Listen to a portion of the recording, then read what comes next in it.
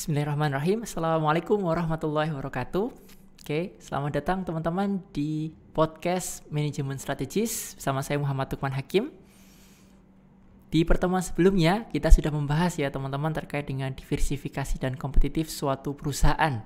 Nah, di pertemuan kali ini kita akan membahas terkait dengan etika, kemudian corporate social responsibility atau biasa teman-teman dengar CSR gitu ya. Kemudian terkait dengan lingkungan sampai lingkungan yang berkelanjutan. Apa hubungannya terkait dengan strategi gitu ya teman-teman ya.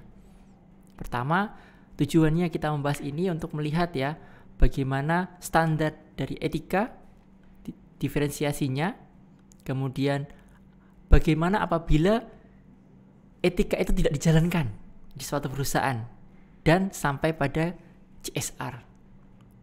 Nah, bisnis etik merupakan suatu kesepakatan teman-teman ya yang diaplikasikan secara menyeluruh kepada suatu karyawan di suatu perusahaan dengan mematuhi baik secara action, decision-nya, peraturan yang ada, baik keuntungan maupun risiko apabila dilanggar. Nah, mengapa perusahaan itu harus melakukan strategi di dalam etik kayak gitu ya? Pertama, terkait dengan moral teman-teman ya, jangan sampai moral di suatu karyawan di perusahaan itu kurang bagus dan itu mempengaruhi citra dari perusahaan.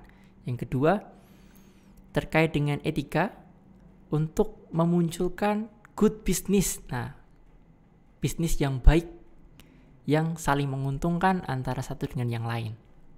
Nah, terus gimana Pak kalau misalnya tidak menerapkan etika di dalam suatu perusahaan kayak gitu ya teman-teman ya.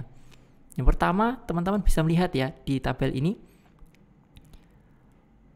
pemerintah akan memberikan sanksi kayak gitu ya karena banyaknya pelanggaran etika maupun dalam transaksi bisnisnya. Kemudian terkait dengan legalitasnya sampai pada nama baik reputasi perusahaan yang jadi jaminannya kayak gitu ya. Wah, misalnya mau kerja sama dengan perusahaan ini, kurang beretika atau gimana ya, tidak menerapkan etik sehingga banyak perusahaan yang enggan untuk melakukan kerjasama lebih lanjut. Nah, kita berbicara terkait dengan CSR.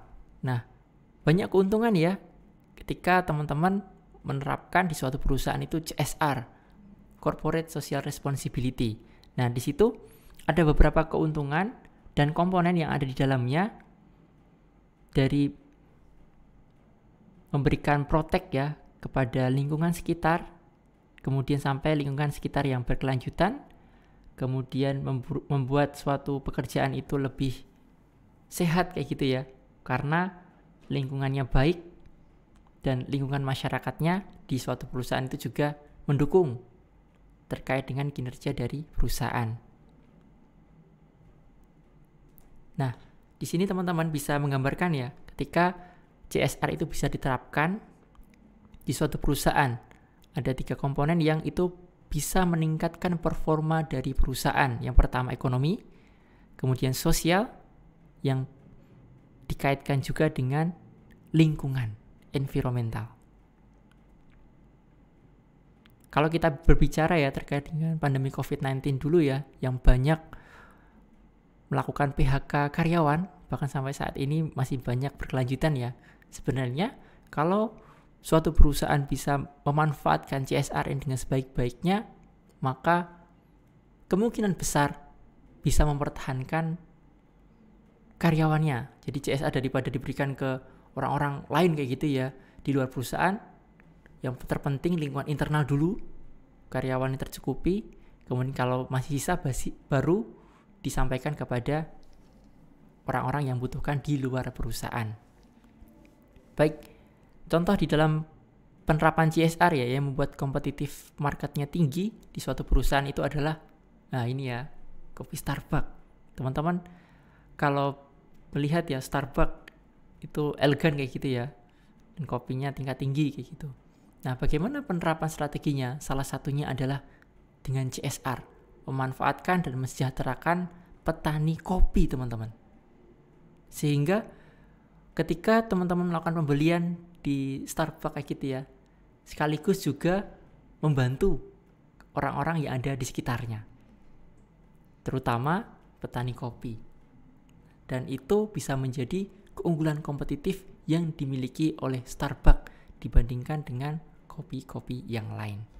Oke, demikian teman-teman yang dapat saya sampaikan di podcast kali ini. Terima kasih atas perhatiannya. Sampai jumpa di podcast selanjutnya. Wassalamualaikum warahmatullahi wabarakatuh.